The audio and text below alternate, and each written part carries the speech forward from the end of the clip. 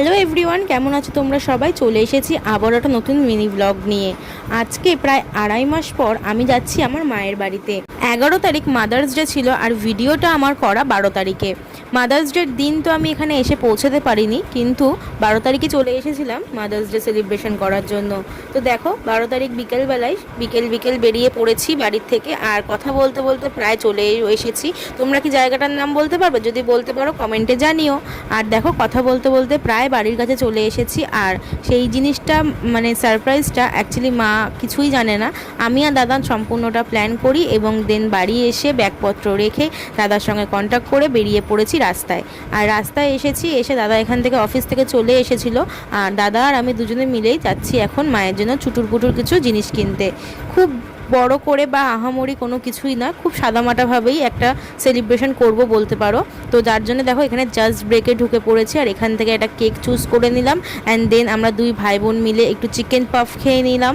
আর এখান থেকে cake select করার পরে কেকে কিছু নাম ঠাম লেখা হচ্ছিল, যেহেতু মাদার্স ডে বলে কথা, তো মায়ের নাম লেখা হচ্ছিল ওখানে আর কি, মা বলে। তো দেখো দিদিভাইটা এখানে লিখে দিচ্ছিল। অ্যান্ড দেন এখান থেকে বাড়ির সবার জন্য দাদা এখানে স্যান্ডউইচ নিচ্ছিল, আর আমিও কিছু টুকটাক জিনিস কেনাকাটা করেছি, সমস্তটা নিয়ে বাড়ি চলে এসেছি। আর বাড়ি এসে দেখো সবটা গুছিয়ে নিয়েছি এখানে, দেন তারপরে মাকে ডেকে নিয়ে এসেছিলাম। আর এই সামান্য জিনিসটা পেয়ে আমার মা কিন্তু ভীষণ খুশি হয়েছে। আর এইভাবে মাদার্স ডে সেলিব্রেশন আমরা ফার্স্ট টাইম করলাম। তো সামান্য এখানে কিছু জিনিসই ছিল। তো দাদা মাকে একটা চপার গিফট করেছে। অ্যান্ড দেন আমি নিয়েছিলাম টিপের পাতা, নেল পলিশ, ক্লিপ আর এক বাটি মায়ের পছন্দের চুরমুর।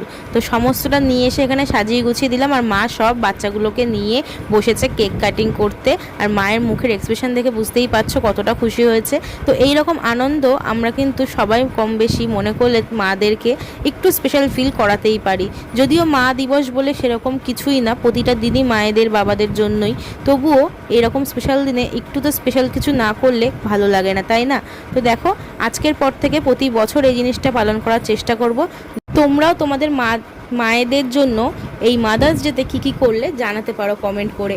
ভিডিওটা ভালো লাগলে লাইক কমেন্ট শেয়ার করে সাবস্ক্রাইব করে আমার চ্যানেলটির পাশে থেকো। দেখা হবে আবার একটা নতুন ভিডিও নিয়ে, ততক্ষণের জন্য টাটা।